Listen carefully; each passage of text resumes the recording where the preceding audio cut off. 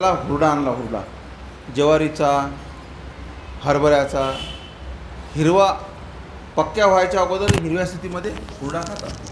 गव्हाचाही करतात, गव्हाच्या ओंब्याचाही करतात, ज्वारीचाही करतात, मक्याचाही करतात, हरभऱ्याचाही करतात. तुरीचा नाही करतो करतात काय? तुरीचा हुरडा असते का? नाही, तुरीचा नाही करत, हरभऱ्याचा करतात. हरभरा, गहू, ज्वारी, मका याचे जास्त चालतात. तर अशा पद्धतीमध्ये सांगायचं तात्पर्य या ठिकाणी एकच आहे की तो हुरडा असते तो हिरवे कंस असतात ते भाजले की गरम म्हणजे गरम गरम असतात, त्याच्यावर साखर टाकली की त्याला चिटकते ती, चिटकली की खूप टेस्टी लागते. तो मी खाल्लेला आहे म्हणून सांगतो तुम्हाला, तसं काही नाही, म्हणजे अनुभव आहे त्याचा आपल्याला. तर तो साखर टाकली की एकदमच त्याला चिटकल्यावर खूपच चांगलं लागते गरम गरम हुरडा. त्याचं साखर आणि ते ज्वारी, हिरवी हिरवी ज्वारी, ती त्यातली ज्वारीचा विशेष त्याच्यात. तर त्याला हुरडाच म्हणतात की अजून काही म्हणतात इकडे? हुरडाच म्हणतात. हां, ठीक आहे. तर तो हुरडा एका वासनिकाने आणला, म्हणजे वाणीचा हुरडा आणि साखर आणली. तर मग आता ॲक्च्युली काय झालं माहिती आहे की जे रोज भिक्षांना मागणारे आणि कोरडं खाणाऱ्या लोकांसाठी हा असा हुरडा आणि ते साखर म्हणजे तो एक प्रकारचा हेच झाला ना, म्हणजे इंद्रियार्थ झाला ना. तो इंद्रियार्थ रस म्हणायला काही हरकत नाही त्याला, कारण त्याच्यामध्ये साखर आली तर तो रस झाला म्हणे. तर मग एका महात्म्याने विचारलं नागदेवचार्य, आता नागदेवचार्याने सगळ्यांना देऊ राहिले बरं. तो भटवासी, मग भटवासी सांगितलं की अवघ्या मार्गाला पाळा करा. सगळे त्याला मार्गाला जे वाटप करतात त्याला पाळा म्हणतात, पाळा करा. पाळा चालू आहे. तर बघा याच्यातला हा एक महात्मा काय म्हणतो, भटू असे खाऊ ये, म्हणजे असं खाता येते का आपल्याला? त्याचं म्हणणं बोला भिक्षेच्या वेगळं, इंद्रियार्थ रस पदार्थ खाता येतात का आपल्याला? तर नागदेवचार्य म्हणतात पहिले खाऊन घे मग बोलूया विचार काय. पहिले आधी खाय मग पूस. तेही खातला मग पुसले. वटोबासे म्हटले आपल्या वासना मीठ विकू. म्हणजे त्यांचं म्हणलं पडलं नागदेवचार्यांचं की आपण स्वतःच्या कडेनं आपण म्हटलं का त्याला हुरडा आण म्हणून? नाही, त्याला त्याच्या कडेनं आणला, स्वतःहून आणला, मग तुम्हाला काही हरकत नाही. आता ते मोठला कोंब येतात ना, उसळ, नाशिकचा खास पदार्थ आहे उसळ पाव, नाही काय? तर त्याला जे कोंब आले तर वैरागी लोक त्याला खात नाहीत. का तर म्हणे आपण हिंसा करू आलो मध्ये, त्याला खात नाहीत. लोणचं खात नाहीत वैरागी लोक, मोठ आलेले ते खात नाहीत, ते कोंब आलेले ते हे खा. दही खात नाही, कारण याच्यात सगळ्यात जास्त जंतू असतात. दह्यामध्ये लोणच्यामध्ये सर्वात जास्त जंतू, म्हणूनच ते टिकते. एवढंसं दही पुऱ्या दुधाले हे करून टाकते ना, एवढंसं इरजण. हां, दूध किती 5 लिटर आणि इरजण कपभर खास तर त्याच्यामध्ये हे असतात. आणि याच्यामध्ये लोणच्यामध्ये ते खार एक वर्षाचा कुजलेला पदार्थ. इथं 2 दिवसात बॅक्टेरिया, एका घंट्यात बॅक्टेरिया लागतात त्याला. किती असे अर्थात ते जंतू आपल्याला हानिकारक नाही आहेत, पण ते त्याच्यामुळेच तो पदार्थ सुरक्षित आहे, लक्षात ठेवा. म्हणजे त्याला जे घाण आहे ते त्या जंतू लागू देत नाहीत त्याला. आणि दह्याला काय की दह्यामध्ये पॉवरफुल असल्यामुळे ते बरोबर त्याचं दही करू शकतो. तर ह्याच्यामध्ये मग हे वैरागी लोक काय करतात, दही आचरण म्हणतो, दही खात नाहीत, लोणचं खात नाहीत. त्यानंतर मग हे असे पदार्थ जे याच्यातून मोठ आलेले हे खात नाहीत, हिंसा होते. आता वास्तविक पाहता आपण भाज्या खातो, भाज्या बी तर ती हिंसाच आहे.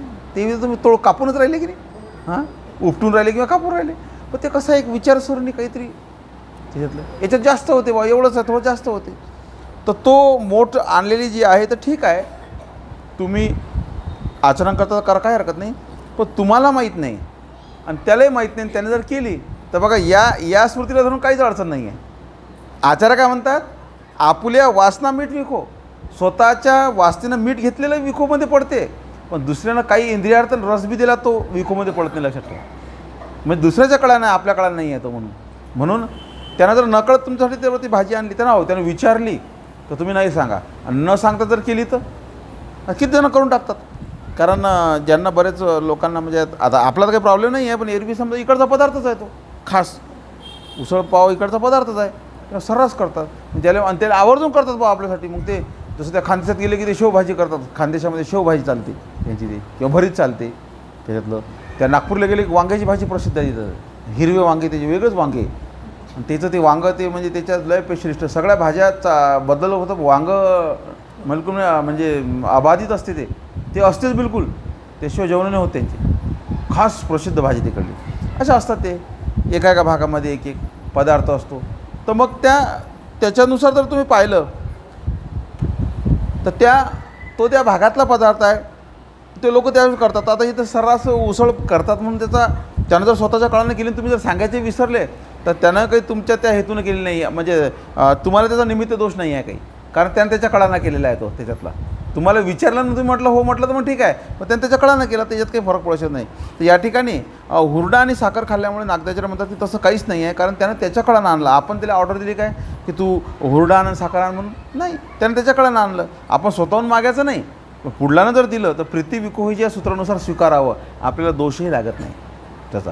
कारण आणि ते नागदाचर्य म्हणे पानाची विडे घेत होते, तर ते महादेशाने एक दिवस त्याचा हात धरला नागदाचर्यांचा, पानाचा विडा हिसकून घेतला, नाही खायचा म्हणे. नागदाचर्य म्हणून बरं राहिलं गो. मग थोड्या वेळानं आणखी म्हणते हे घे पाण्याचं, अरे हे काय, तर म्हणे तू स्वतःच्या वासनेनं खाऊन राहिलता म्हणे, स्वतःच्या वासनेनं मिठाचा खडा आधी करून विको, आपल्या वासना मिठाचा खडा आधी करून विकू, पुढल्याच्याने जर दिले तर सूत्राचं पालन होते म्हणे, प्रीती विको जे, आणि दोषी लागत नाही. पहा कसं शास्त्र अवघड आहे. तुम्ही स्वतःच्या वासनेनं जर मिठाचा खडा घेतला, जर मीठ घेतलं भाजीमध्ये, तर तुम्ही स्वतःहून पदार्थ खाल्ला, पदार्थाची सेवना केली म्हणून तुम्हाला दोष लागते म्हणे. तुम्ही पदार्थ घेतला म्हणे विको, मीठसुद्धा विको होऊन जाते म्हणे. पुढल्याच्या कळानं म्हणे काही भेटलं तर खाऊन टाका, त्याचा दोषही नाही, वरून वचन पाळल्याची योग्यता घ्या आता. म्हणून हे शास्त्र लोक याला दंडोत करतात की हे कसं आहे काही समजत नाही. आहे की नाही, अवघड आहे की नाही. स्वतः म्हणजे मिठाचा खडा, मीठ मिठीशिवाय भाजीचं मीठ काही असं, मीठ फक्त रसामध्ये येऊ शकते, विको नाही आहे मीठ. सुबीर चूळ त्या साधनामध्येच घेतलं त्यांनी, साधनामध्येच घेतलं. सीबी चूळ चिमूट, चूळ म्हणजे मीठ आपलं, नाही सीबी चूळ चिमूट, चिमूट म्हणजे मीठ, चिमूट साधनामध्ये घेतलं. पण इथं बघा, आपल्या कडानं जर तुम्ही मीठ घेतलं तर विखूमध्ये जाते, म्हणजे ते साधनाचं इंद्रियार्थ रस आणि विखो म्हणजे एवढा चौथा टप्पा वाढते म्हणजे त्याचं डायरेक्ट, असं स्वामीचं म्हणणं आहे. किंवा सामान्य अर्थानं विखोपर्यंत जाऊन पोचते म्हणजे स्वतःच्या वासनेने घेतलं. पण दुसऱ्याच्या वासनेने घ्या, काही दोष नाही म्हणे. उलटा प्रीती विको या सूत्राचं पालन केल्यामुळे वचन पाळल्याची योग्यता असं आहे ते. म्हणून सगळ्या गोष्टी ह्या तारतम्याच्या सगळ्यांना समजत नाही म्हणे. म्हणून पुढल्याच्या काळानं जर असेल म्हणून आपले सगळे निरुद्ध परिहरून येतीच्या संबंधी याच्या संबंधाचे, मग तो म्हणे ते की जे तो जे तुम्हाला राहण्याविषयी पदार्थाविषयी जर आग्रह करत असेल तर तुम्ही स्वीकारा, त्याच्यापासून तुम्हाला फायदा होते म्हणे त्याचा.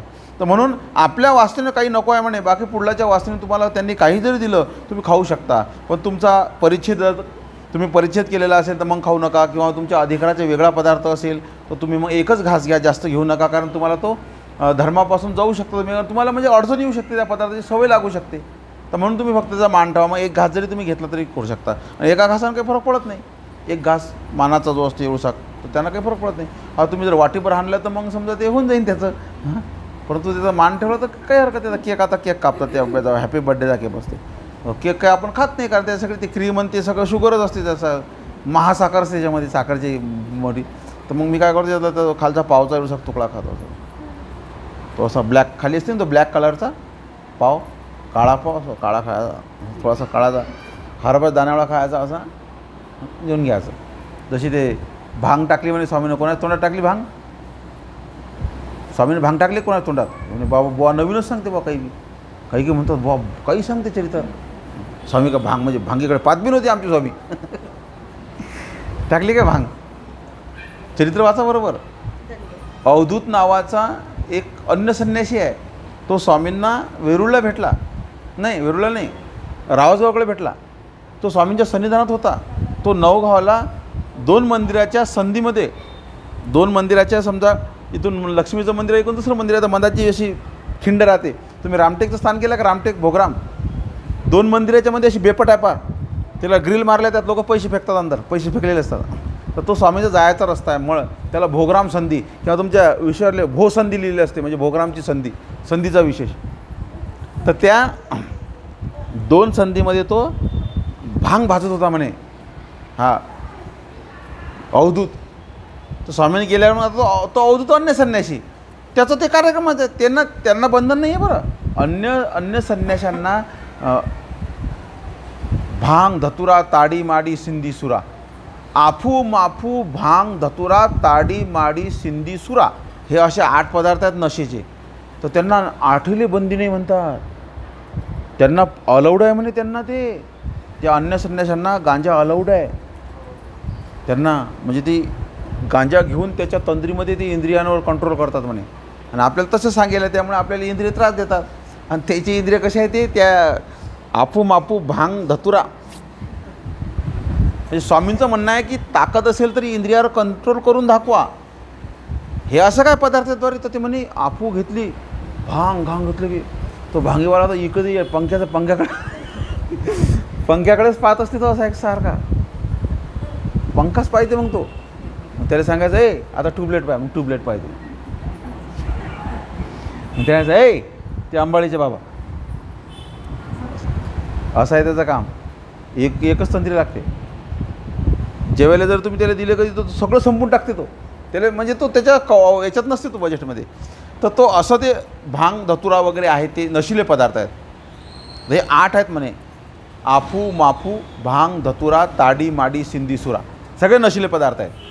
तर हे या पदार्थाने तुम्ही ते अन्य लोक जे आहे किंवा अन्य साधू जे आहे, हे कसं आहे माहिती आहे काय, दत्तात्रय कवच शेवटी लिहिलेलं आहे, 21 श्लोकांना मी सहस्र पठेनर प्रयत्न प्रातरुत्थाय साक्षात देव पश्यति. बरोबर आहे. हे दत्तात्रय कवच जे आहे, हे अन्य लोकांच्या मंत्रामधले किंवा त्यांच्या एखाद्या गायत्री मंत्र अमका मंत्र त्याच्या मंत्रापैकी एक आहे. ते तसंही ते आपलं नाही आहे, ते भृगु ऋषीनं करेलं आहे. तर त्याच्या शेवटच्या प्रत्येक त्या मंत्राच्या शेवटी हे असंच असते काहीतरी, 21 श्लोकांना सहस्र पठेनर तर अमकं होते, याला जर तुम्ही 500 वेळ पठण तर हे होणार, याला 10,000 वेळ वाचणार तर हे होणार, असे आहे त्याच्यामध्ये. तुमचं चिंतामणी स्तोत्रामध्ये किती आहे? सहस्र आहे की नाही चिंत. तर कवी काय करतो, शेवटी आश्वासन देतो की बघा तुम्ही इतक्या वेळ जर वाचलं तर असं होणार. मग तुम्ही सुस्थितीमध्ये वाचूच शकत नाही. मग तुम्हाला काय करायला लागतात, इंद्रिय मारायला लागतात. म्हणजे इंद्रियांच्या वरती जावं लागते, तुम्हाला उन्मनी अवस्थेत जावं लागते. मग इंद्रिय मारण्यासाठी नशिले पदार्थाचा प्रयोग करा. तर हे त्यांचं सूत्र आहे. मग ते काय करतात, त्यांना जेव्हा ते ठरवतात की दत्तात्रय कवच करायचं आहे, दत्तात्रय कवच आपण फक्त एकच सांगू राहिलो तुम्हाला, अशी त्याची भरपूर आहेत. अमका मंत्र तमका मंत्र, अमकं कवच तमकं कवच, हे ते भरपूर आहे. मग तो ठरवते की हे आपल्याला करायचं. तर मग तो करताना काय करते की भांग धतुरा घेतली की त्याची इंद्रिय मरून जातात. मग तो त्याच्याकडून ते होते. मग त्या भरात तसं नाही होत ते.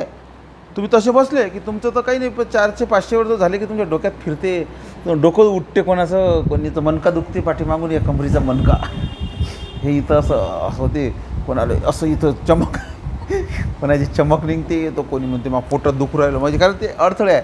आणि त्यानं ते काय एकदा आफू माफू घेतली, फिनिश, रिलॅक्स राहते तो, डायरेक्ट मंत्र जपते तो. आणि म्हणून मग त्याला सिद्ध्या प्राप्त होतात.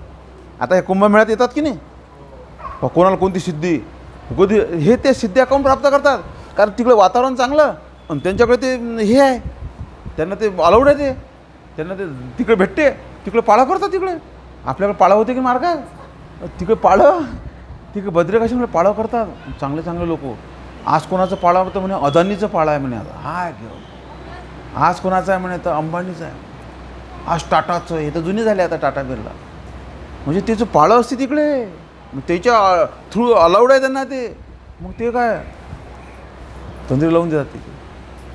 नाही तर मला सांगा की आपण कामं करतो, आपण नखं वाढवायचे जरी ठरवलं, तुमचे नखं वाढतात का नाही? कामं करू करू नखं तुटतात. कामं करू करू तुमचे केसले ओळू केस तुटतात. त्याचे जटा एवढा काऊन होतात, कारण एकदा काय इंद्रिय ते घेतली की त्याची तसेच राहतात ते तंद्री त्याचे. त्यामुळे त्यांना शरीराला हालचालच नाही, काही हालचाल नाही, तर ते नखं गिकं चुंबळ्या गमळ्या ओढतात. बरोबर आहे ते सबाई. तर हे नशिल्या पदार्थाच्या आधारे ते चालतात, लक्षात घ्या. याचं संशोधन केलं मी, कसं काय शक्य आहे तर. म्हणून त्याला सिद्ध्या प्राप्त होतात. सिद्धी प्राप्त कशी काय होते? सिद्धी काय अशी जनरल आहे काय? दत्तात्रय कवच होते का आपल्याकडून? नाही. मग ती सिद्धी प्राप्त करायसाठी त्याच्यावर नियंत्रण करावं लागते. नियंत्रण करायसाठी नशिले पदार्थ यूज करावं लागतात त्याशिवाय जमत नाही ते. तर त्याचं ते तंत्र आहे, म्हणून त्याला सिद्धी आहेत, लक्षात घ्या. आणि आपल्याला काय असं आपल्या देवानं सांगितलं की नाही, हे असले रिकाम धंदे करायचे नाही. तुमच्या मनावर कंट्रोल करा. नशीन होत तर राहू द्या, पण करा तर मनानं करा. पदार्थाच्या आधारे किंवा कशाच्या कृत्रिम पदार्थाच्या आधारे करू नका, हे स्वामींचं म्हणणं आहे.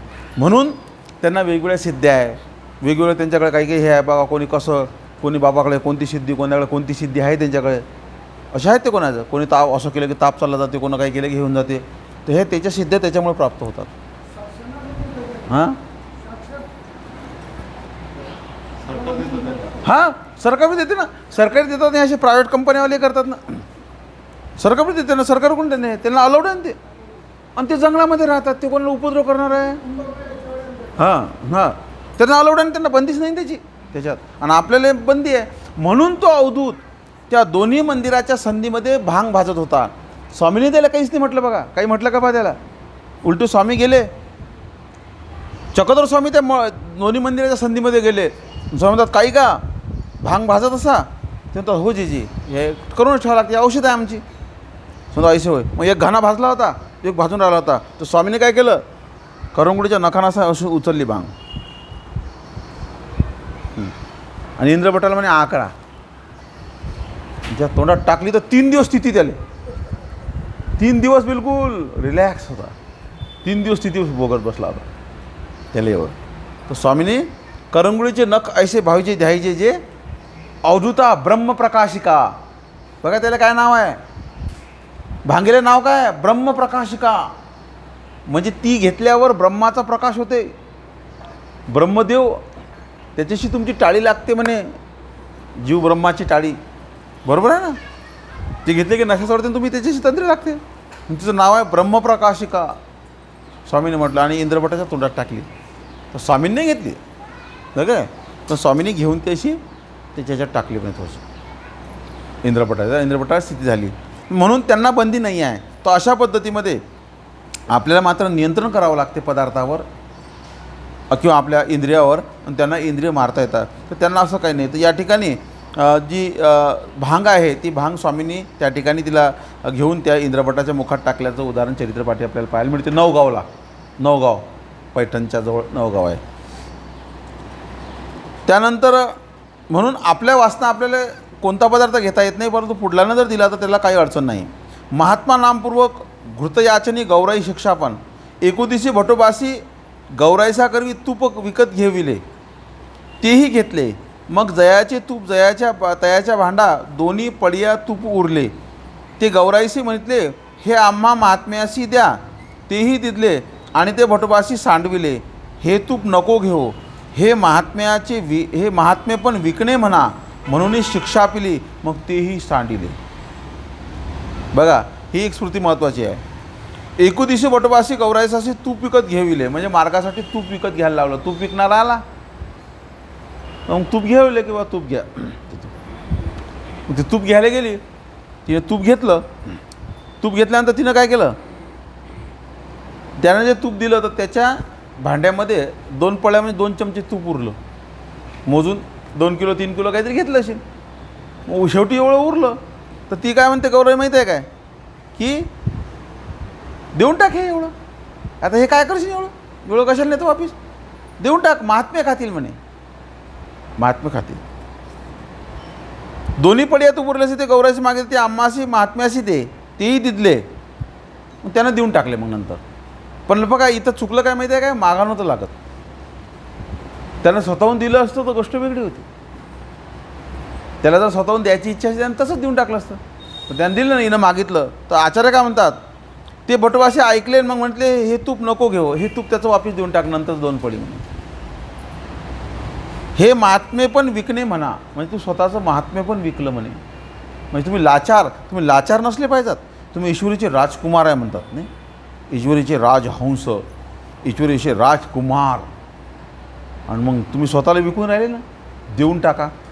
त्यांना द्यायला पाहिजे, तो त्याची कड आहे. म्हणून तुम्ही महात्म्य पण विकणे का, म्हणजे तुम्ही स्वतःला विकून राहिले की आम्हाला देऊन टाका म्हणून. तुम्ही तर स्वतःचा कमीपणा करू नका. त्याला स्वतःला विकणे आहे. म्हणजे नागदेवचार्य बघा किती सूक्ष्म निर्णय मांडला या ठिकाणी, की तुम्ही जर म्हणत असाल की आम्हाला देऊन टाका, तुम्ही स्वतःचं महात्म्य पण त्या ठिकाणी विकून राहिलेले आहे. तुम्ही इतके महान आत्मा, तो महात्मा, तुम्ही इतके महान आहे की तुमचं महात्म्य तर तुम्ही ओळखलं पाहिजे आणि तुम्ही स्वतःला विकलं नाही पाहिजे. तर तुम्ही स्वतःसाठी द्या.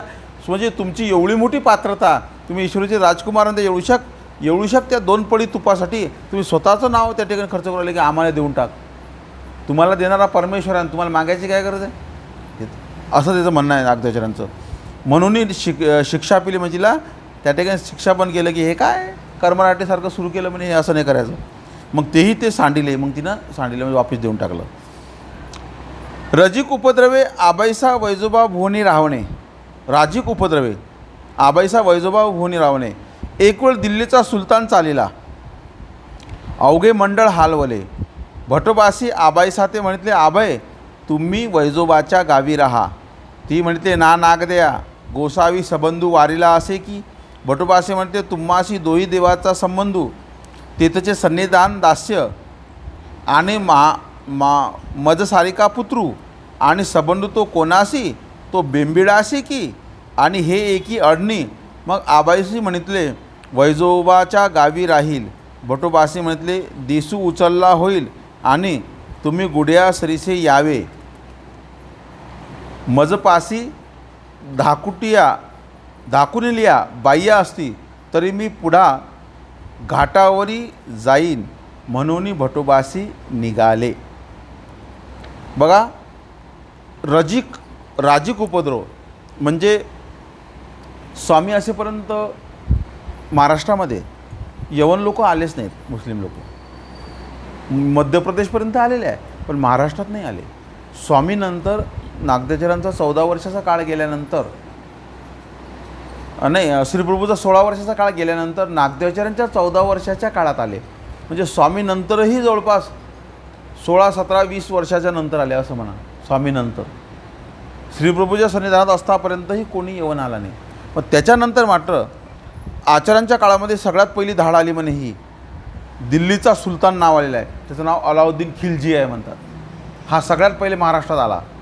म्हणजे हे लोक इस्लाम धर्माचा प्रचार करतात तर त्यांच्यामध्ये सुद्धा त्यांचंसुद्धा शास्त्र आहे तसं की बा जसं आपल्यामध्ये प्रेमाचे 14 उपाय जर घडले 14पैकी एक तर ईश्वर आपल्याला प्रेम देतात. चक्रधर स्वामी प्रेम देतात तुम्हाला 14पैकी एक उपाय घडला तर त्याच्यातसुद्धा लिहिलेलं आहे की 1000 मुसलमान जर तुम्ही केले तर अल्लाह प्रेम देते. त्यामुळे ते धर्मप्रचाराला इकडे येतात. इकडे आल्यानंतर मग ते धर्मप्रचार करण्यासाठी तुम्हाला त्या धर्मप्रचाराचं तर येणं हे ख्रिश्चनांनासुद्धा ख्रिश्चनसुद्धा फॅसिलिटी देतात त्यांच्या धर्मासाठी. हे पहिल्यापासून जायच्यात तर अशा त्यांनी फॅसिलिटी देतात ते किंवा काही सवलती. तर त्यांनी त्यावेळेस धर्मप्रचार आता औरंगजेबानं एवढा त्रास दिला संभाजी महाराजांना फक्त त्याचा ते मूळ हेतू तोच होता की तू मुस्लिम हो. तू झाला त्याला माहीत आहे हे राजा जर मुस्लिम झाला तर आज महाराष्ट्र मुस्लिम झाला राज्य झालं असतं. म्हणून त्याचा तो आग्रह तेवढाच होता. तर त्यांचा धर्मप्रचार महत्त्वाचा आहे त्यांचा. तर धर्मप्रचारासाठी मग ह्या अशा धाडी यायच्या. मग समजा हे आता हजार सुलतानसोबत 1000 लोक आले. मग तिकडे आल्यानंतर मग ते काय करणार तुम्हाला सांगणार चाल धर्म स्वीकार नाही तर मग तुला असं असं करू. मग काही धाकाच्या परत धर्म स्वीकारून घेतात. त्यांना असं वाटतं बा प्रचार झाला मग ते काय करतात येतात. शेवटी कसं आहे की कितीक दिवस फिरतील मग काही फिरतात महिना 2 महिने असं काहीतरी आणि प्रचार करून परत निघून जातात. तर अशा धाडीवर धाडी येत होत्या म्हणे. अलाउद्दीन खिलजीची नंतर दुसऱ्याची तिसऱ्याची अशा धाड्या यायच्या.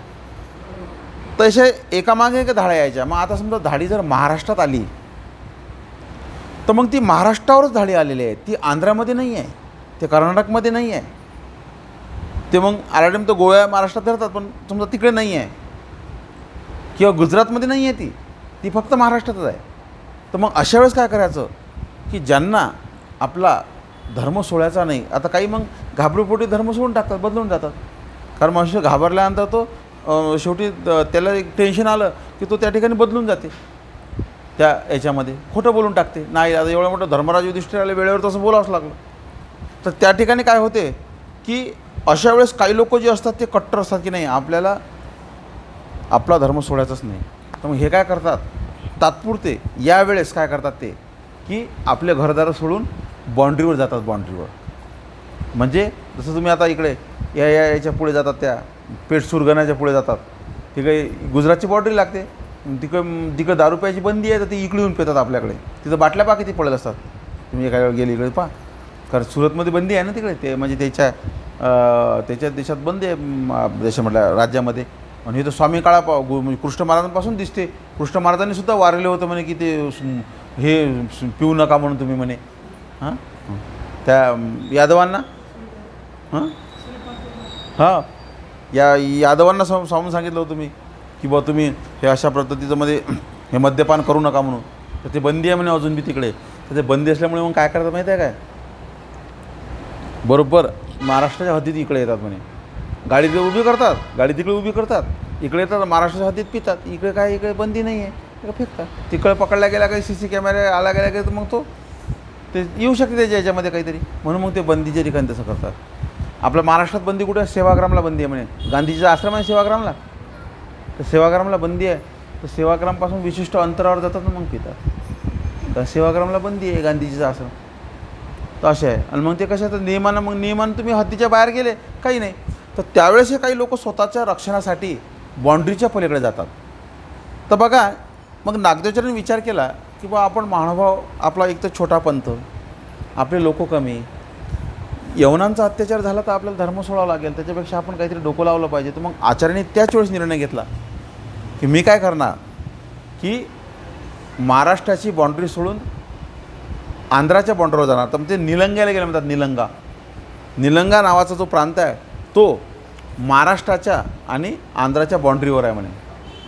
तर बाँड्रीवर असल्यामुळे काय झालं बघा, आता बघा नागदेवचार्यांना सूत्र माहीत नाही का महाराष्ट्रीय असावे. बघा कसे सूत्र, तुम्हाला वेळेवर सूत्र ॲडजस्ट कसे करावं लागतात पहा गंमत. आणि हे फक्त विद्वानालाच जमते किंवा आचार्यासारखेच करू शकतात, सगळे जमणार नाही. नागदेवचार्य हे सूत्र चांगलं माहीत आहे महाराष्ट्रीय असावे, पण बघा महाराष्ट्र सोडा लागते आता अशा वेळेस, नाईलाज आहे आता.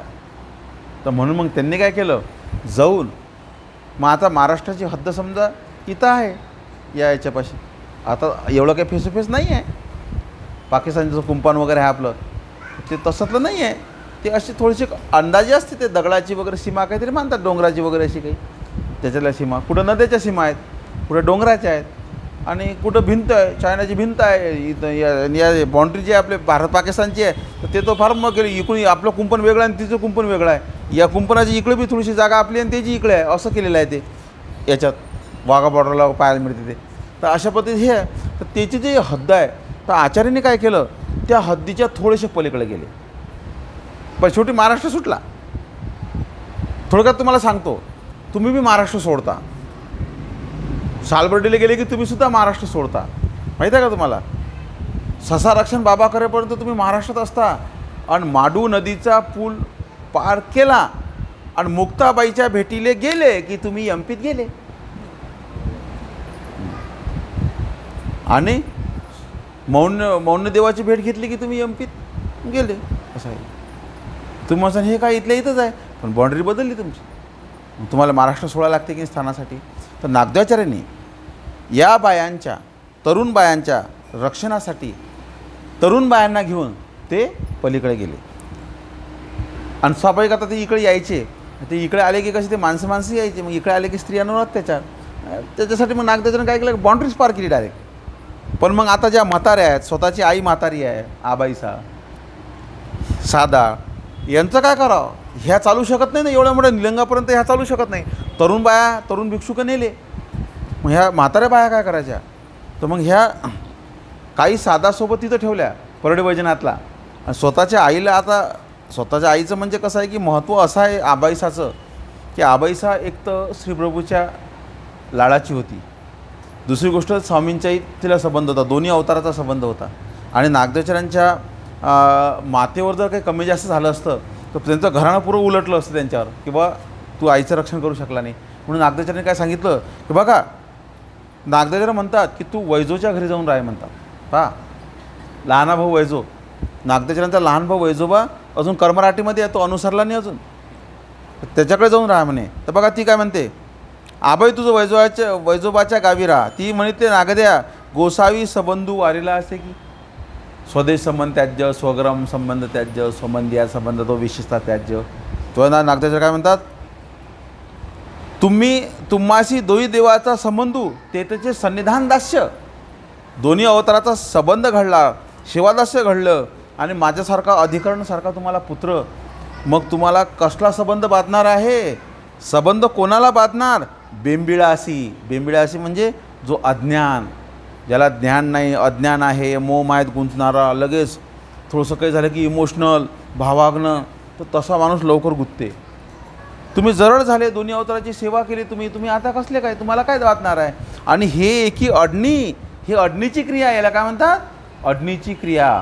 तर अडणीच्या क्रियेच्या वेळेस ह्या गोष्टी चालतात, अलाउड केल्या जातात. तर बघा, नागदेवचार्यांनीच घरी पाठवलं की तू तिथं राहा, सुरक्षित राहा, काही कमी जास्त तब्येत खराब झाली तर तुला तो वैजोबा पाहू शकते. कारण माझे हे यांची आई सर्वात मोठी आहे, म्हणजे नागदेवचऱ्यांची माता जी आहे ती सर्वात मोठी आहे आणि हिला 7 बहिणी आहेत, अजून खूप मोठा विस्तार आहे याचा. तर मग होऊ शकते ना काही कमी जास्त झालं तर यांच्यावर बोल लागू शकते. म्हणून आपल्या आईचं रक्षण म्हणून त्यांनी तिला वैजोबाच्या घरी पाठवलं म्हणे. तर तिला नागदेवचऱ्यांच्या स्पष्ट सांगितलं की हे चुकीचं वाक्य आहे तुझं, की संबंधी. तर संबंध कोणाला? अज्ञानाला संबंध असतो आणि हे एक अडणी आहे म्हणून तुला जाव. मी तुला सोबत नेलं असतं, परंतु माझ्यासोबत काय आहे की धाकुट्या द्यायच्या, म्हणजे कमी वयाच्या बाया आहेत, त्याच्यामुळे मला त्यांना इथं ठेवता येत नाही महाराष्ट्रात, म्हणून मी त्यांना आंध्रामध्ये घेऊन जातो बॉर्डरवर, निलंगा प्रांतात. बटोबासे म्हटले देसू उचलला होईल, म्हणजे ते मोठमोठे ध्वज घेऊन येतात त्यांचे, आणि ध्वज गेले की काय होते, ते येतात 1-1.5-2 महिने प्रचार करतात सगळा. जेवढे बनवता आले तेवढे बनवतात. आता ते अगदी आपल्या महाराष्ट्रातही बनवले, पण काय सगळे बनले काय नाही, काही बनले काही नाही बनले. याच्यात तिकडं धर्मांतर झालं, आपल्या मानवपंथाच्या एस टी लोकांचं तिकडं धर्मांतर झालं नागपूरकडे. पण त्यावेळेस जे गेले ते गेले, पण जे काही आहे कट्टर ते अजून बी आहेत. सगळे जात नसतात, तर कट्टर जे आहे ते वाचतात. तर त्या ठिकाणी ते फिरतात 2-1 महिने, पण मग काय होते 2 महिन्यानंतर त्यांना मग त्यांच्या गावाकडची तिकडची आठवण येणारच आहे. इतके दिवस माणूस राहू शकत नाही. मग ते 2-3 महिन्यानंतर काय होतात, ते रिटर्न जातात. मग ते जेव्हा रिटर्न गेले प्रचार करून की त्यांच्या पाठीमागं काय करतात, मग आपले लोक आपला ध्वज घेऊन फिरतात. म्हणजे मग ते दर्शवतात सामान्य लोकांना की यवन प्रचार करून चालले गेले, आता आपण सुरक्षित झालो. मग लोक परत आपापल्या घरदारं सांभाळतात परत अजून, म्हणजे येतात मग लोक बाहेर गेलेले, बाउंड्रीच्या तिकडे गेलेले लोक येतात. तर बघा, देश उचलला होईल म्हणजे देशातले लोक जेव्हा परत यायला लागतील तेव्हा तुम्ही गुढ्यासरीसे यावे. गुढ्या म्हणजे गुढे तोरणे, गुढ्या. गुढ्या हे गुढी जे आहे हे आपलं प्रतीक आहे आपलं. तर ते गुढी दाखवल्या जाईल. गुढी म्हणजे शुभचिन्ह. गुढी जे आहे ना हे शुभचिन्ह आहे. लोक म्हणतात गुढी उभारायची नाही, उभारायची प्रश्न येतात बऱ्याच्यातले. तर गुढी हे शुभचिन्ह आहे आणि याचा उल्लेख चरित्रामध्ये बऱ्याच वेळा येते की गोसाव्याशी अवस्थान झाला किंवा गोसावी आले, तोरणे मखरे केली, गुढिया तोरणे उभारली, शब्द आहे चरित्र वाचा. गुढिया तर हे गुढ्या. पण कसं आहे, एक कपडा घ्या, साडी टाकायच्यावरती हे करा, ती गुढी दाखवा अशी, किंवा झेंडा दाखवा थोडक्यामध्ये. मग तुम्ही त्याला गाठी घालता, मग त्याला गंध लावता, मग त्याचं पूजन करता, हे चुकीचं आहे. हे नाही करायला पाहिजे. बांधून नसू ते तुम्ही ते चाळीन ते ठेवतं, ते फक्त काय ते शुभचिन्ह आहे. ते गुढी शुभचिन्ह आहे. मागं तर काय आक्षेप घेतला होता म्हणे संभाजीचं मुंडकं आहे म्हणे ते.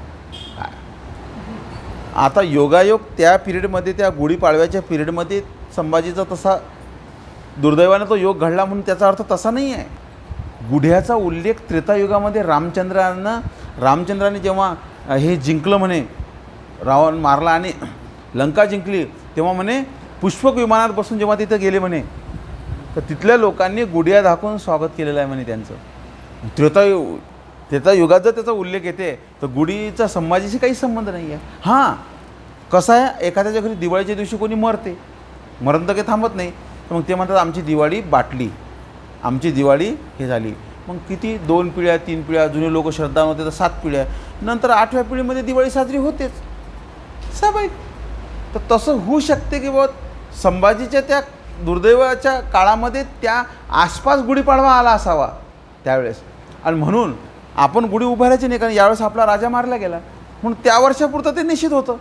कोणाच्या घरी दिवाळीला कोणी म्हणून त्या वर्षीची दिवाळी जाते म्हणून काय पुढच्या वर्षीची करत नाही किंवा त्याच्या पुढच्या वर्षी करते असा अर्थ नाही आहे. तो असा काहीतरी अर्थ असू शकते. पण हे कुठून काही शोधून आणतात काय माहिती. काही कोणतरी एखादं खुसपट काढते, टाकून देते व्हॉट्सअपवर, झालं मग आपली डोकेदुखी सुरू होती. एकानं सांगितलं म्हणे तो कृष्ण महाराजांचा जो राजर्षी यज्ञ चालू होता म्हणे पांडवांचा, आणि त्या शिशुपाळांना 100 शिव्या दिल्या म्हणे 101. कृष्ण महाराजांनी म्हणे सुदर्शन प्रकट केलं म्हणे, सोडलं म्हणे ते असं. तो सुदर्शन सोडल्यानंतर त्याचं मुंडकं उडवलं म्हणे, आणि जेव्हा ते सुदर्शन बॅग घेत होते म्हणे तर ते बॅग घेताना असं आलं तर बोट कापलं. बोट कापलं. कृष्ण महाराज म्हणतो अरे ब्लड होऊन राहिलं, ब्लड चाललेलं आहे असं म्हणून, चिंधी आणा. तसं म्हणून हे पाहायला गेले, ते पाहायला गेले. ते सुभद्रा म्हणे शालू पाहायला गेली, तिथे हा शालू कसा फाळू, हा लाचा कसा, लाचा नव्हता त्यात, ते हे काय फाळू, ते काय फाळू, अशा पद्धतीत ते चर्चा करायला लागली. द्रौपदीने मग चिंधी बांधली म्हणे, चिंधी बांधली. तर तो म्हणे हे चिंधी म्हणजे राखी पौर्णिमा सुरू झाली म्हणे. काय लॉजिक लावतात कुकळ्या ओळ, राखी पौर्णिमेला काय संबंध. तर म्हणे इथून राखी पौर्णिमा आलेली आहे. दिलं चिटकून त्याले लगेच. बाबा राखी पौर्णिमा इथून सुरू झाली काय? मग त्रेतायुगात राखी पौर्णिमा नव्हती काय? घ्या आता केवढी आफत. तर काय लॉजिक लावायला काही हरकत नाही, तुम्ही लावून टाका, पण तसंच अर्थ नाही आहे. त्याचा संबंध काही नाही, चिंधीचा संबंध त्याच्यातही काही नाही आहे. चिंधी हे वैयक्तिक त्यावेळेस बांधलेली आहे. राखीचा संबंध दुसरा आहे काहीतरी त्याच्यात, त्याचा संबंध याच्याशी काही नाही आहे. तसा गुढीचा संबंध संभाजीशी काहीच नाही आहे, तो त्रेतायुगापासून गुढी आहे. तर गुढिया हे शुभचिन्ह आहे. गुढिया तोरणे उभारले असा शब्द येतो आवर्जून येतो हा शब्द, गुढिया तोरणे उभारले म्हणून.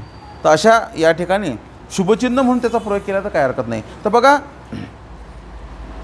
तुम्ही गुढियासरचे यावे म्हणजे यवन प्रचार करून गेल्यानंतर हिंदू लोक आपल्या गुढीचं चिन्ह दाखवून लोकांना दाखवणार की यवन गेले प्रचार करून, आता आपण सुरक्षित झालो, निघा आपापल्या. मग जे कट्टर लोक बाहेर गेले आहेत ते येतील.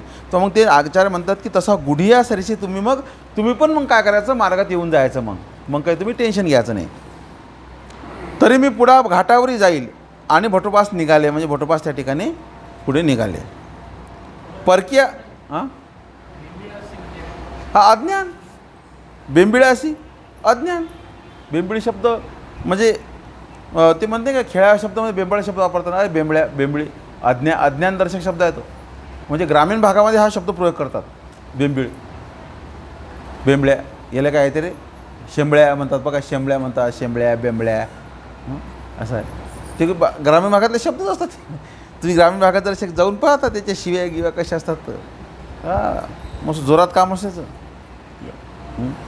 ते, त्याच्या गावरान भाषेत शिव्या देतात. ते गावरानी तडका असते त्या शिव्या द्यायचा. तर अशा पद्धतीमध्ये ते म्हणजे एकामेकाला त्याच्या पद्धतीने ते चालतात. त्यांना काही वाटत नाही, जनरल शिवी आहे त्यांची. एक जण काय म्हणे बाबा बाईसा एवढी स्टँडर्ड होती म्हणे, प्रेमी पात्र म्हणे, आणि किती गावंडळ बोलत होती हो म्हणे. मी म्हटलं काय झालं? हो म्हणे त्या चरित्रात रांडणगिंडच करते म्हणे बाबा काही. तर मी म्हटलं नाही, म्हटलं बाईसा नॅचरली बोलते, बाईसा चुकीचं नाही बोलून राहिलं. जी स्त्री विधवा झाली ती रणकी पडली म्हणून रांड. व आपल्या ब्रह्मविद्येचा अभ्यास जे करतात ते पहा, ज्याच्यातले समळभूत निघून गेले ते रणकीभूत त्याला आज मी म्हणतात. ज्याच्यातले कारणभूत काढले विश्वमूर्तीसाठी, तो कारण समळ मिश्रामधले कारणभूताचा विश्वमूर्ती तयार झाली. आणि जे समळभूत पडलेले आहे त्याला रणकीभूत आपण बी म्हणतो. ब्रह्मविद्येचा अभ्यास करा, त्याला रणकीभूत म्हणतात. म्हणजे मुख्य भूत काढल्यानंतर जे पडलेले भूत रणकीभूत. म्हणून पती मेला म्हणून ते पडली, रणकी पडली म्हणून राण, हा सरळ शब्द आहे बरं. परंतु कसं आहे, याचं ज्ञान नसल्यामुळे काय होते की असं वाटतं की बा बाईसा काहीतरी उद्धट शब्द वापरते, पण नाही. बाईसा नैसर्गिक बोलून राहिली की बा रांडा बायलास, किंवा ऐसे आमचे गोसावे रांडा बायलासी माळ देतात, तो दादोस म्हणतो. किंवा पंचरंडा आला, पंचरंडा गेला.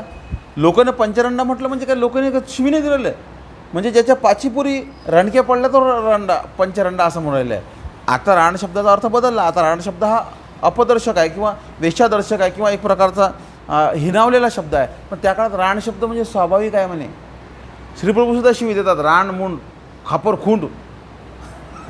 श्रीप्रभूची शिवाय म्हणे राण चरित्रवाचा राण मुंड खापर खुंड म्हणे. दरबियाची दरबी, मादी फेंदी हे शिवाय त्यांच्या ज्या. तर ते म्हणतात राणमुंड खापर खुंड शिवी त्यांची श्रीप्रभूंची. हे श्रीप्रभूची शिवी आहे ओरिजिनल. ह्याच्यात राण म्हणजे रणकी आणि मुंड म्हणजे मुंडन केलेली. माहिती आहे का तुम्हाला? त्यावेळेस स्त्रिया विधवा झाल्या की टकल्या डायरेक्ट चाटी. अगोदर दीक्षा घ्यायच्या, अगोदर दीक्षा घेतल्यावर काही फरक नाही, जैसे थे चांगलं होतं ते. मग या केसेसाठी दीक्षा घेतली. त्याची केसमध्ये खूप ममता आहे. केस जातात म्हणे बाबा, किती सांभाळलं. 10 बाटल्या लावल्या रामदेव बाबाच्या. मेहंदी लावली 10 किलो मेहंदी. एवढ्या मागा मुलाचे केस. काही नाही भाऊ, येऊन देऊन आमच्या केसावर. तर त्यावेळेस सगळ्या बघा त्या जालन्याच्या चरित्रात स्वामी काय म्हणतात, तर सकेसियाचा उपद्रव असे. म्हणजे आमच्या मानेवर जे निघाली ते कुठून निघाली, ज्याच्या डोक्यावर केस आहेत ते त्याच्या. तर बघा इथं स्वामींनी नागदेवचार्याकडे का पाहिलं माहिती आहे काय, औसा बाईसा सादा यांच्या डोक्यावर केसच नाही आहेत. ह्या मुंडन केलेल्या आहेत पहिलेच विधवा असल्यामुळे. म्हणून ते श्रीप्रभूची शिवी आहे, रान मुंड खापर खूण, आणि तिला खापरीवर अन्न जेवायला द्यायचं म्हणतात, पद्धत आहे. ते श्रीप्रभू ते मला चरित्र सांगताना म्हणत नाही हे असे श्रीप्रभू हे अशा शिव्या, म्हटलं शिव्या नाही, हे नैसर्गिक शिव्या आहेत जे आहेत ओरिजिनल. तर तिला रान मुंड खापर खूण, तिला खापरावरच खायला द्यायचं म्हणे. असं ठोंबरा खातला म्हणे, दादूबाईला जो ठोंबरा खातला, चरित्र वाचा त्यांच्याची. तर अशा पद्धतीमध्ये असे ते बोलतात श्रीप्रभू. तर हे त्या काळची परिस्थिती लक्षात घ्या. त्याच्या 5 मुली विधवा झाल्यामध्ये पंचरंडा म्हटलेलं आहे. तर हे काही असं हिनावलं नाही. मग स्वामींनी तरी काय म्हटलं माहिती आहे काय, भटो तुमच्या पंचगंगा निकेनी असती. बघा स्वामींना काही वेगळे शब्द, फक्त शब्द वेगळे वापरले, अर्थ नाही बदलला बरं स्वामींनी. अर्थ तोच आहे, हे लय लोक समजत नाही. स्वामींनी अर्थ तोच वापरलेला आहे. त्या रणक्यात तर स्वामी बी तेच म्हणून राहिले, पण स्वामींची शब्दशैली चांगली आहे. म्हणजे त्या म्हणतात की पंचरंडा म्हणजे 5 मुली रणक्या पडल्या विधवा झाल्या म्हणून ते पंचरंडा म्हणतात. स्वामी म्हणतात तुमच्या पंचगंगा म्हणजे गंगेप्रमाणे पवित्र असणाऱ्या तुमच्या 5 मुली कशा आहेत असं स्वामी म्हणाले. म्हणून त्या विधवा स्त्रीला तिचं पावित्र्य राखण्यासाठी पूर्वीच्या काळात तिच्या नावापुढे गंभा लिहायचे, गंगा भगीरथी, गंगा गंभा. आता गंभाची झाली श्रीमती. आता ती म्हणते असं काही लिहायचं नाही, ते असलं काही असं काही लिहायचं नाही, मला ते कसं वाटतं. नाही तर जुन्या काळामध्ये पद्धत आहे गंभा. ते गंगा भगीरथीप्रमाणे जुने नाव पहा, जुने स्टॅम्प पेपर असतील तर पहा जुने, पण नवीनमध्ये तसं लिहित नाही. आता श्रीमती लिहितात. मग आता श्रीमती जनरल आहे बरं, इकडे चालते आणि तिकडे चालते, त्याला काय होते, पण श्रीमती लिहितात आता. पण त्यावेळेस मात्र जुन्या याच्यामध्ये गंगा लिहिल्या जायचं म्हणजे गंगा भगीरथी यमुना प्रमाणे शुद्ध पवित्र असा त्याचा अर्थ.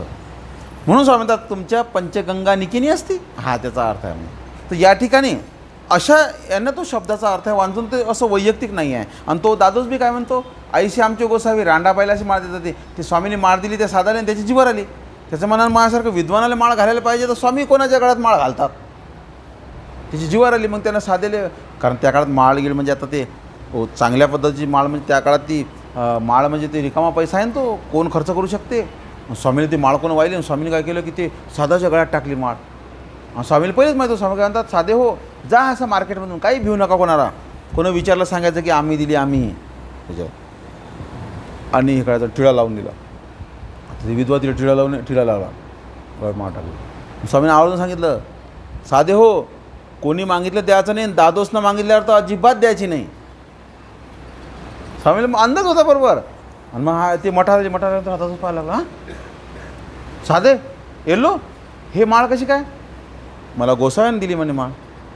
असं मग असं कर, ही माळ मला दे. म्हणजे बा मी आता मार्केटमधून घालून जाईल, माझा वैभव दिसेल ना. ते का ते का बरं म्हणे, मला नाही सांगितलं स्वामीनं. मला स्वामीने स्पष्ट सांगितलं की नाही द्यायची कोणालाच म्हणून. म्हणजे मला तुला पण नाही सांगितलं. त्याच्या जीवावर असं म्हणजे माझ्यासारखा विद्वान, माझं पूजन व्हायला पाहिजे, मी राहिले का कोपऱ्यात. हे असे तो लगेच रागा बोलून टाकला, आईसे आमचे गोसावी रांडा बैलाशी माळ देतात. ते काहीच बोलली नाही. पूजा अवसराला आली, पूजा अवसराला उशीर आली. समजा साधे हो तुम्हाला उशीर लागला, हो जीजी मी उशीर आलो. तुम्ही कुठे गेले होते, जीजी मी बिडारा गेली होती म्हणे. असं काय, ठीक आहे. मग तुम्हाला कोणा काही म्हटलं काय, मग तिला एकदम आठवलं, हा दादोस तिथंच आहे. ते म्हणे हो जीजी, हा म्हणे दादोस मला म्हणे ती माळ मागत होता म्हणे. तर तो अलगच करायला लागला.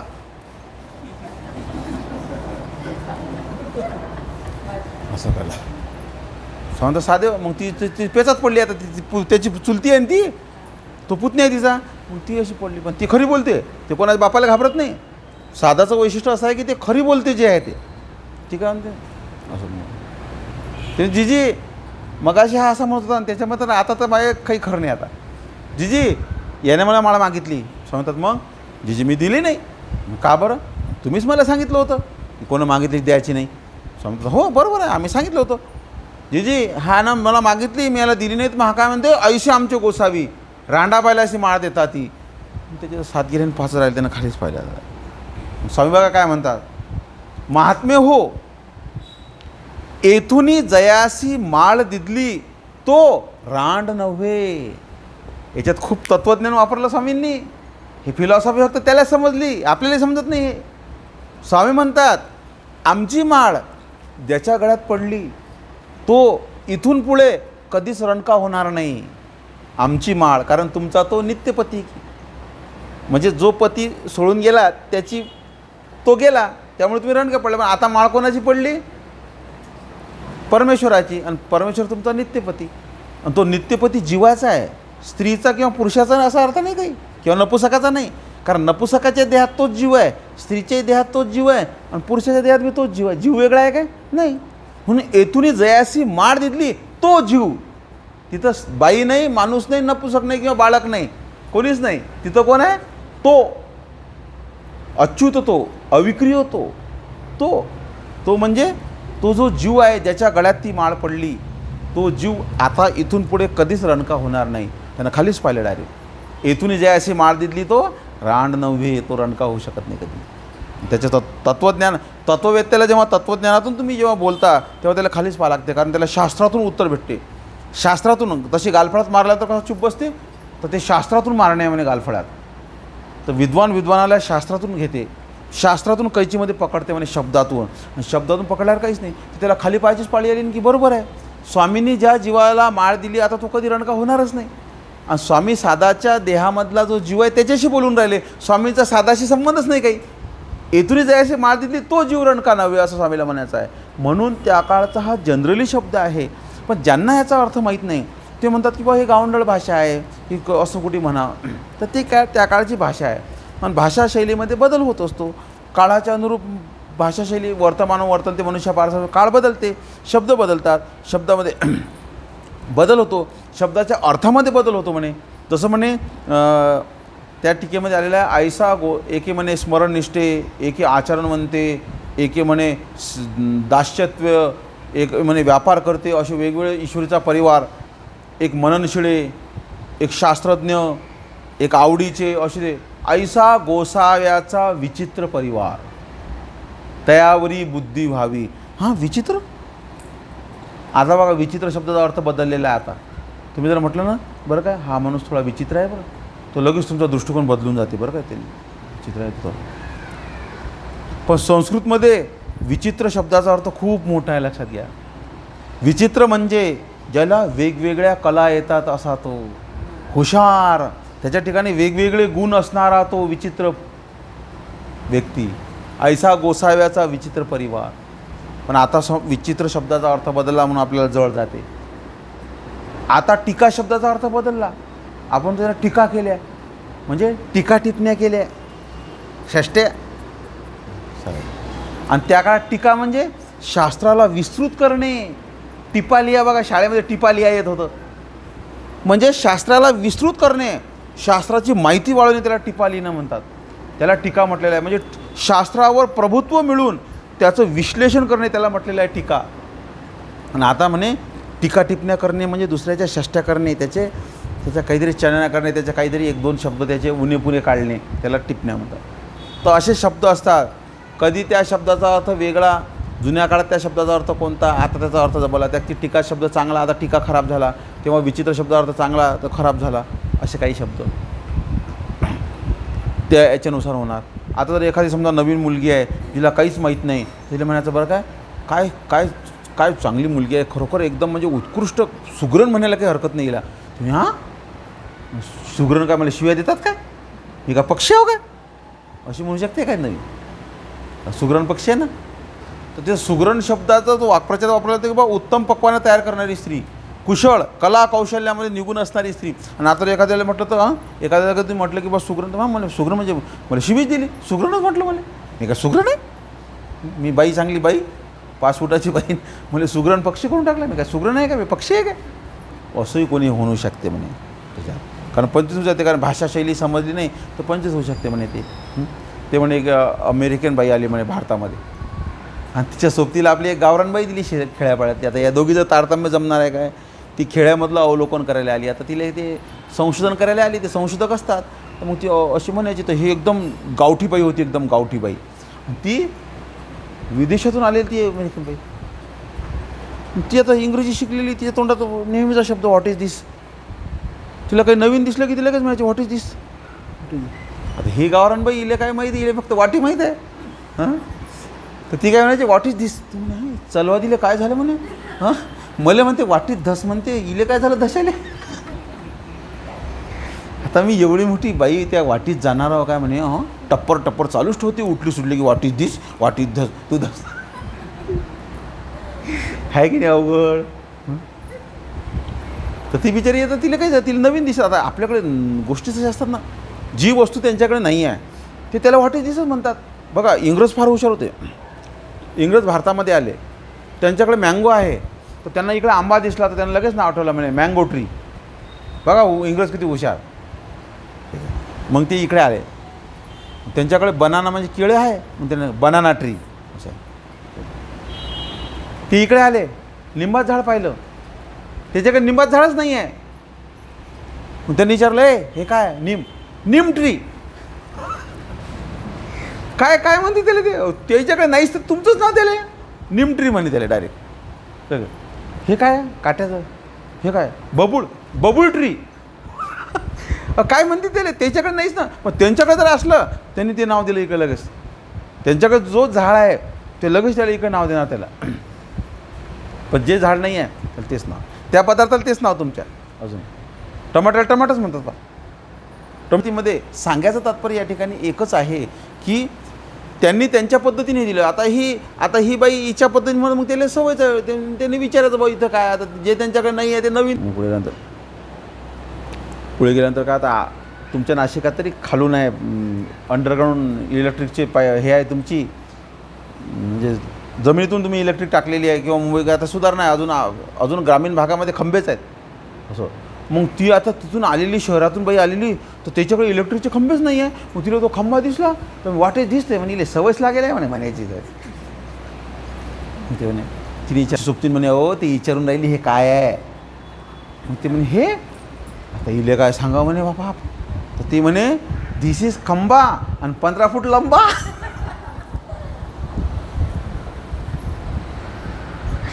आहे की नाही पंची. मग पुढे गेल्यानंतर मग तिला गटार दिसलं. मग ती एकदम वाजता पकली, अरे हे काय आहे, कारण त्याच्याकडे अंडरग्राऊंड गटार आहे ग्रेनेड. आता तुमच्या असे का ग्रामीण भागात बघा उघडेच असतात बॉम्ब, नाराष्ट्रम भरेल असतात. त्याने म्हटलं खावा म्हणायची शीख घसरली नाही पाहिजे. शीख कायम त्याची. तिला दिसलं तू व्हॉट इज दिस. ते म्हणे पाय काही तिच्यावर खवळू नको म्हणे, इले सवयच पडलेली आहे वाटेत धशाची, जाऊ दे म्हणे, धसो की मसू म्हणे, आपल्याला काय करायला लागते. नाही म्हणे ते तसं नाही म्हणत, ती विचारून राहिली हे काय म्हणे. आता याचं काय सांगू म्हणे बाई. मग तिने सांगितलं धिस इज नाली 4 फूट खाली. आहे की नाही आपण. आणि मग की नाही ते तिकडे गेले घराच्या मागं.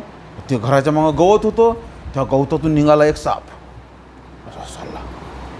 मग तिला दिसला, तिनं कधी पाहायला होता की नव्हता काय माहिती तिला. म्हणे व्हॉट इज दिस. तर तिनं लेकडं होय होय मागं.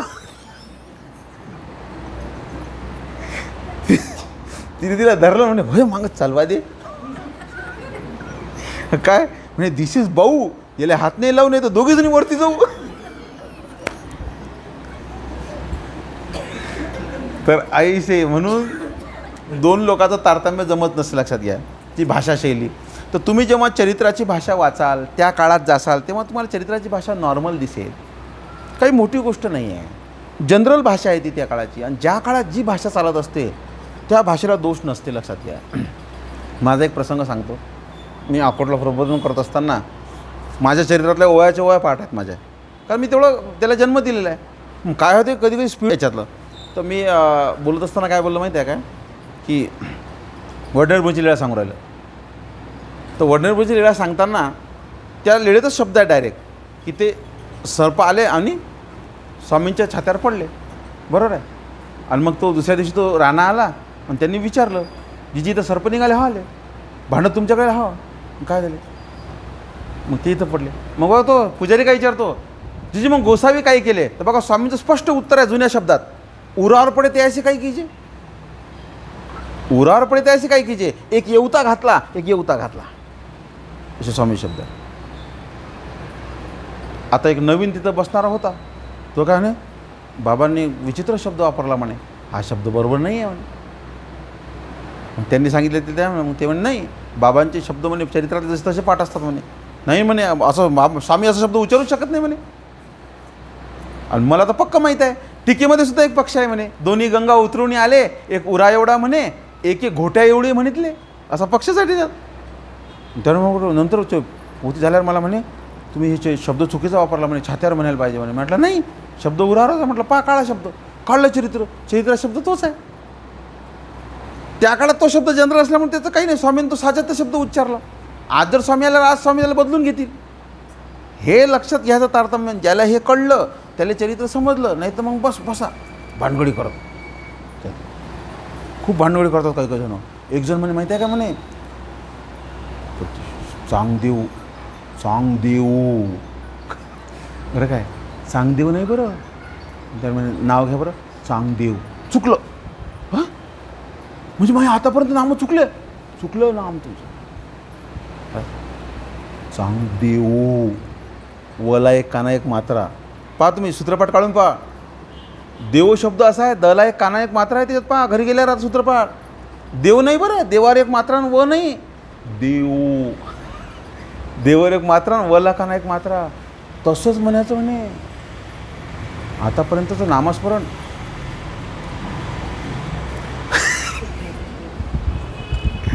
गेला तिच्यात भूत घालून, तुझं नामस्मरण बरोबर नाही. ते आलं माझं, बाबा माझं नाव त्यानं घेतलं चांगदेव. म्हटलं बरोबर आहे, तुम्ही बरोबर म्हणता म्हणे, पण ते असं म्हणून राहिले ना की तुमचं नामस्मरण आतापर्यंत असंच गेलं म्हणून. म्हणजे काय ते म्हणे, असं देव म्हणा म्हणते म्हणे, कानन मात्र देव. त्यांना म्हटलं अहो, ह्या जुन्या मराठीचा शब्द आहे, चालू मराठीत देवच येणार आहे, जुन्या मराठीत देवच येणार. आता आपण क्रोध लिहितो की नाही, ते क्रोधो आहे. करी मार्ग द्रोह, आता द्रोह म्हणतात, त्याच्यात शब्द पहा, द्रोहो आहे. मग जुनी मराठी चालू मराठी लक्षात घ्या, त्याच्यानुसार अर्थ येणार. आजच्या स्थितीमध्ये तसाच अर्थ येणार त्याचा.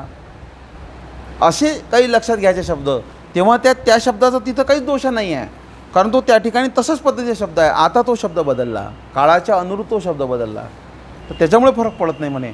ब्रह्मविद्येची सारिक वाटणी इतर विद्येच्या ठायात सूत्र आहे. ब्रह्मविद्येची सारिक वाटणी, सारिक म्हणजे सारखेपणाची वाटणी. पण ते एकाला काय वाटलं, हा शब्द चुकला, त्यानं काय केलं, ब्रह्मविद्येची सारखी वाटणी इतर विद्येच्या ठायात. सारिक म्हणजे तेच आणि सारखी म्हणजे तेच, पण सारिक शब्द जुना आहे, तोच महत्त्वाचा आहे. चल ते अभयातची हे विश्व प्रसन्न कश्मळ सारे दूर करा, त्याचा एक शब्दाने काहीतरी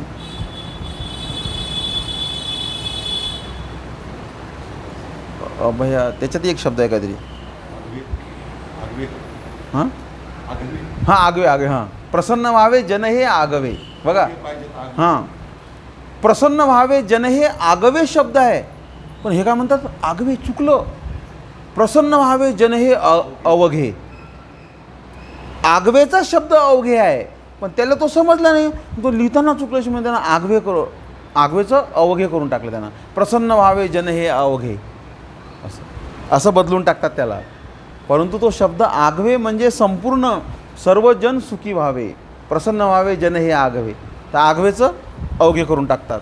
तर हे अज्ञान आहे म्हणे. या शब्दाची माहिती नसल्यामुळे ह्या गोष्टी घडतात. म्हणून तो शब्द कोण्या अनुरूप आहे, कुठं आहे, कोण्या प्रसंगावर सांगितला त्याच्यानुसार. आता हे जुने शब्द आहे, तर हे जे बेंबिळासी वगैरे हे शब्द आहे गावठी शब्द आहे त्याच्यामध्ये. इकडे तुम्ही नंदुरबारकडे गेले की लहान मुलाला आंडोर म्हणतात, माहिती आहे का? तुमचं आंडोर कुठे गेलं माहीत आहे का? हां, चरित्रात शब्द आहे आंडोर. आंडोरांत खेळू तसे आंडोरी अंत खेळू नये. आंडोरी म्हणजे मुलगी आणि आंडोर म्हणजे मुलगं. घ्या, हा इथं शहाद्या धुळ्याकडे हा ग्रामीण भागात शब्द चालतो, मी स्वतः ऐकला. तुमचं आंडोर कुठे गेलं म्हणतात. आता एखादं म्हणे बाप्पा काय घाण बोलता, तुमचा मुलगा कुठं गेला असं म्हणे.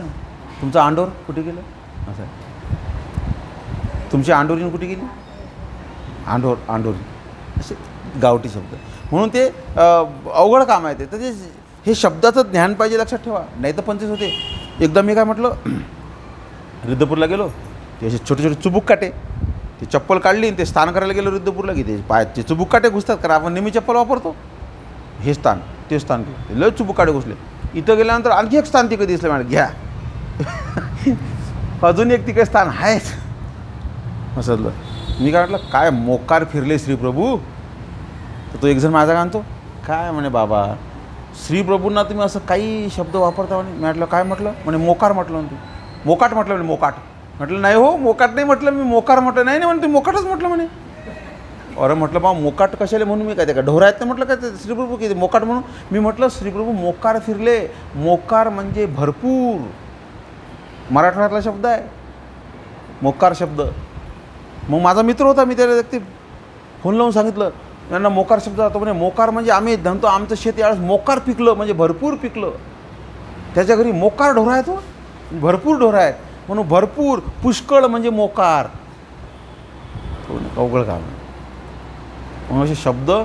पण तो शब्द कसा आहे, ज्याला माहीत आहे तिथंच प्रयोग कर, नाही तर तो शब्द केला नाही की त्याच्या डोक्यावरून जाते तो शब्द. तर त्याला ते वाटलं, मग नंतर त्यांना ऐकलं पण तरी त्याला ते खराबच वाटते. पण म्हणे नाही म्हणे, हा शब्द बरोबरच नाही आहे म्हणे. मॅडम ठीक आहे, काय हरकत नाही, सॉरी. मग काय म्हणणार आहे, तुम्हाला अर्थच माहिती आहे शब्दाचा, काय करणार आहे. तर असे शब्द असतात मला लक्षात घ्या वेगवेगळ्या. पण ते त्या भागात आपल्याकडे तुमच्याकडे काय माहिती, पण विदर्भामध्ये केळं साखर दूध खाल्ल्याला कालवण म्हणतात. विदर्भात सर्रास शब्द आहे, त्याला कालवणच म्हणतात विदर्भामध्ये. पण त्याला खास शब्द आहे शिकरण. त्याला खास शब्द आहे शिकरण. पण शिकरण शब्दच त्याचा योग्य आहे, त्याला कालवण शब्द चालत नाही वाचते पाहता. पण विदर्भामध्ये प्रथा आहे त्याला कालवण म्हणण्याची. पण ते शिकरण आहे म्हणे खास, त्याला खास शब्द आहे शिकरण म्हणे. मामाच्या गावाला जाऊया आणि मामाची बायको सुगरण, रोज रोज पोळी शिकरण. बघा ते कुठे लक्ष. तर कालवण त्याला हा अपभ्रंश शब्द आहे कालवण. पण कसा तो चालते विदर्भात, त्यामुळे वापरतात त्याला. पण त्याला तो शब्द चुकीचा आहे. पण कसं प्रथा येतात शब्दाच्या, हे फार महत्त्वाचं आहे. शब्दशास्त्र फार महत्त्वाचं, लक्षात ठेवा तुम्ही. आणि या शब्दशास्त्रानुसार त्यानुसार त्या भागात येऊ. मी एकदा मराठवाड्यामध्ये गेलो, एका घरी 75 रुपये होता. नांदेड भागाकडे मराठवाडा म्हटलं नांदेडचा खालचा भाग तिकडला. 75 रुपये होता. त्या पंचायत गेल्यानंतर मग एक मनुष्य आला म्हणजे असा बारीक किडकिड्या, असा लंबाळ, त्याच्या अंगात काही ताकदही कमी असेल बहुतेक. तो असा आल्यानंतर उभा राहता, दंड केला. तर हा घरून त्याला काय म्हणतो, का हो तुमच्या बायका नाही आल्या. तो मी विचार केला, तब्येत तर लय खराब आहे ना, किती बायका यायला काय माहिती. काही बोललोच नाही. तो हा येतात म्हणे बायका, येतात म्हणे बायका. तो गेला, मी त्या उपदेशाला म्हटलं, का या माणसाला किती बायका आहे. गेले एकच बायका. म्हटलं मग यानं असं कोण म्हटलं बायका. काय म्हणे बाबा, ओ म्हणे त्यांना मी विचारलं की तुमच्या घरच्या बाया नाही आल्या अजून, म्हणजे तुमची वहिनी, तुमची बहीण, तुमची आई, तुमची चुलती, तुमच्या घरच्या बाया नाही आल्या असं म्हटलं म्हणे मी त्यांना. म्हटलं तुम्ही बायका म्हटलं नाही म्हणे आमच्याकडे बायकाच म्हणतात. घ्या म्हणजे तुमच्या घरच्या बाया नाही आल्या का, हा असं म्हणायचं त्याला. सांगा की म्हटलं बाबा तसं नाही, आम्ही म्हटलं बायका म्हणजे बाबा वैयक्तिक असते. बाई नाही म्हणे इकडे बायका.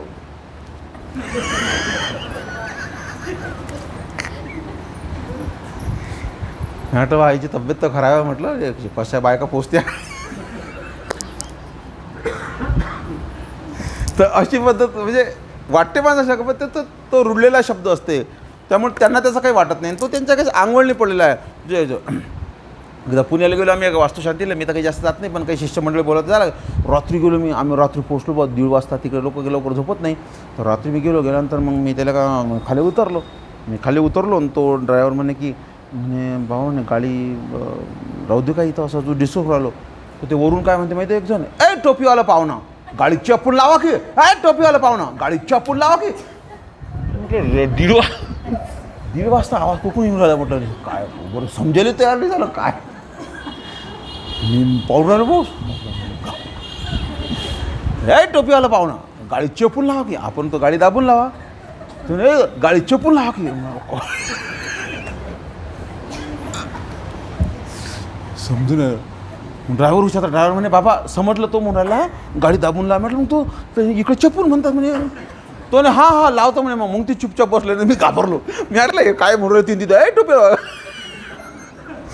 बरे टोपी झाली. म्हटलं विचित्र आपल्याकडं टोपी. मी टोपी काढायला बघायला होतो बाबा. टोपीला काढ म्हणे बाबा. मला समजलं म्हणे काय आहे. तो म्हणते गाडी दाबून लावा.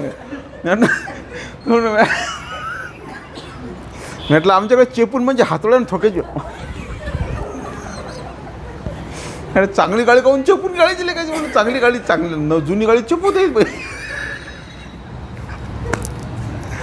तर अशा मजा येतात. त्यामुळे काय की जेव्हा माणूस फिरल्यानंतर ते शब्द ते हे ते लय पंचायत होऊन जाते. म्हणजे समजतच नाही त्यातलं काय आहे, त्यातलं जी भाषा काय आहे, मग तिला विचारायचीच पाडी येते काय आहे. तर असे भरपूर शब्द आहेत. जे मार्गामध्ये जर राहत असतील ना, तर मार्गामधल्या लोकांना माहीत आहे, मार्गामध्ये महंताला बुवा म्हणतात. जे मार्गात आहे त्यांना म्हणजे बुवा शब्द असते म्हणण्याची पद्धत, की बा अमके बुवा, तमके बुवा, विश्वनाथ बुवा, हंसराज बुवा, अमके बुवा, तमके बुवा, असे वेगवेगळे नाव असतात मार्गाची भाषा. तुमच्यासाठी बाबाच सगळे, तुम्ही बाबाच वापरता, पण मार्गामध्ये महंताला बुवा म्हणतात. आणि पंजाबामध्ये दरवाजाला बुवा म्हणतात. पहा आता आफत. तर एक महंत तिकडे उत्तर प्रदेशात गेले. मग उत्तर प्रदेश गेल्यानंतर घरातले सिनियर सिटीजन, महंतासोबत बोलणारे घरातले सिनियर सिटीजन, नवीन पिढीला काही एवढं आकर्षण असते किंवा ते जवळ येतही नाही, एका धार्मिक असला तर येईन. त्याचा तो एवढा मोठा त्यांचा बंगला, आणि त्या बंगल्यामध्ये म्हणता सोफा ठेवलेला होता. हे महंत आले आणि हे महंत त्या सोफ्यावर बसले. मग त्या पोराला सांगून दिलं घरात की महंत आ गए. महंत ते वाकडा शब्द. मग तिची घरातली जी सिनियर सिटीजन बाई होती, ती त्या घरची माता म्हणजे ती पूर्व, ती फार 90-95च्या घरात गेलेली म्हातारी. पण तरीसुद्धा बाबा लोक आले की ती स्वतः यायची, पूजन करायची, तिची श्रद्धा भाव. तर मग आता तिच्या वयमानानुसार ती अशी आली. हिवाळे दिवस, हे महंत आला. या महंताना काही तो दरवाजा असा उघडला, तो हे येऊन हे बसल्यानंतर ती अशी आल्यानंतर ती अशी आली तर तिचं काही लक्ष नाही, आणि ती जशी बसली तशी तो दरवाजा समोरच होता. तर मग तिला काय झालं की तो म्हातारपणामुळे थंडीचा त्रास, आणि त्याच्यामुळे तो असा भापकार आला थंडीचा, आणि तिला असा तो झोंबला. पण तिनं काय केलं माहीत आहे काय, की तिला ते झोंबल्यामुळे मग तिनं काय केलं की तिथून आता आपण म्हातारपणे आपल्याकडून उठल्या जात नाही, तर तिने लगेच त्या घरातल्या त्या कोणाला तरी सांगितलं, सुनीले म्हणा की त्या पोराला म्हणा की त्याचं नाव घेतलं, त्याला म्हणे बुवा मार. हे बुवा मार, त्याचं नाव घेऊन काहीतरी. आता बुवा मार म्हटल्यावर बुवाची झाली 7 गेले 5. बुवा म्हणे मला कोण मारते.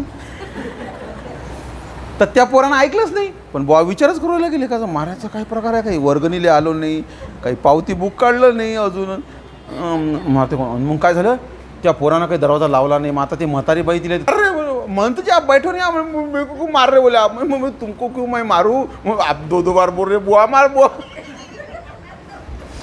अरे महात्मा जी मैं कह रही हूँ कि वे दरवाजा लगा, फिर दरवाजा बोला. अरे वो पंजाबी में बुआ ही बोलते उसको. शिवडी आपल्याला जागा. तर अशा पद्धतीने महंत निघाले होते, पण मग तिने थांबवले की भटोबास घाटावरी जाता परडी पातले तव मागिलाची दाटी झाली. मग भटोबाशी साधा ते म्हटले, एलो तू येतर आहे, तुझं गोसावी वरद असती. साधा मानिले, मग अक्षमे तेतुली साधा पाशी राहिली. भटोबास दुरांतर निघाले, साधे वैजनाथाच्या देवळी राहिली. अक्षमे तेतुली आंतू घातली, साधे द्वारेशी काठी टेकुनी बैसली. तव ते तुरुक आले, ते म्हणितले येथ कवन असती. साधे म्हणितले, येथ श्री चक्रधर रायाची एल्लो दासी असे. ऐसे म्हणती आणि ते देखती आणि जाती. यापरी जेतुली होती तेतुली अन्येही आदी करुणी साधाचेनी वाचली. बघा, साधाईसाला एक वर दिला होता स्वामींनी, हा डोमेग्रामला, की डोमेग्रामला एक गाईगोऱ्याची जोडी घेऊन कोणतरी चाललं होतं. तर साधाने ते पाहून असं म्हटलं की जीजी तुम्ही काय पाहू राहिले. स्वामी म्हणतात, बाई हे बघा आता उत्तर दिशेकडून असे बळीयाड लोक येतील, म्हणजे इथल्या लोकांना असाच त्रास देतील म्हणे. तर तुम्ही जीजी असा कसा काय त्रास देतील, हे का बैल आहेत का इकडले. स्वामी म्हणतात, नाही ते बळीयाडे म्हणजे बलवान राहतील, ते असेच लोकांना त्रास देतील, इकडे याच्या अत्याचार करतील.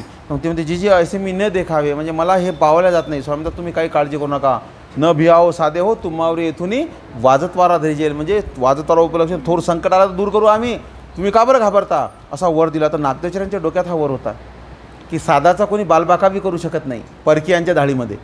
तर बघा नागदेवचार्यांनी काय केलं की नागदेवचार्य गेल्यानंतर परळी वैजनाथला गेले. परळी वैजनाथ म्हणजे वैजनाथ हे महादेवाचं मंदिर जे आहे हे त्या काळापासून मंदिर आहे, लक्षात घ्या. तर तिथं गेल्यानंतर नागदेवचार्यांनी सांगितलं, जेवढे अक्षम आहेत म्हणजे जे शरीरानं थकलेले आहे, चालू शकत नाही ते, आणि म्हाताऱ्या बाया, ह्या सगळ्या मंदिरात, आताच्या मंदिरांना खूप चांगल्या खिडक्या गिडक्या ठेवल्या जातात.